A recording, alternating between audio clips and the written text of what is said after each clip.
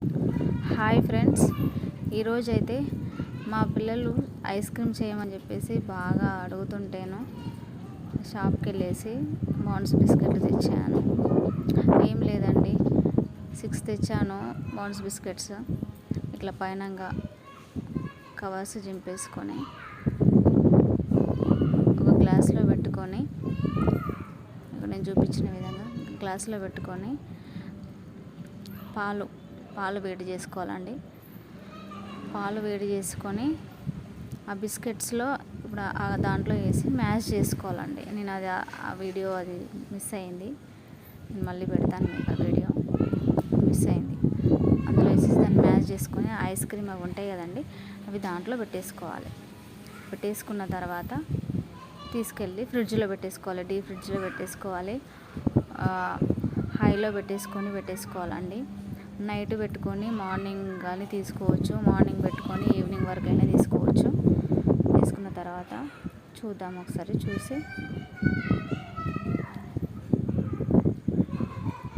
Ice అయిపోయింది. మొత్తం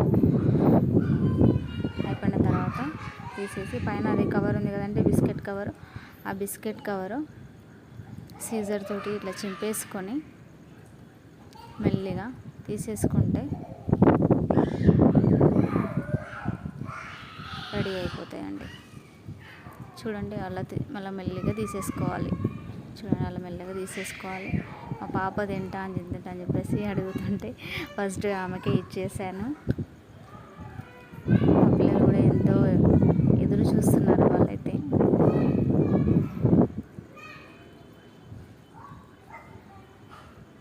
ఇచ్చేసాను, ఎంతో ఇష్టంగా తిన్నారండి.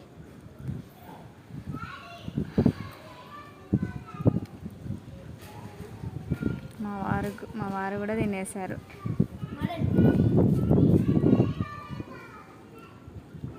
ఓకే, ఈ వీడియో కనుక మీకు నచ్చినట్టయితే లైక్ చేయండి, షేర్ చేయండి, సబ్స్క్రైబ్ చేయండి. ఓకేనా? Thank you for watching. Thank you.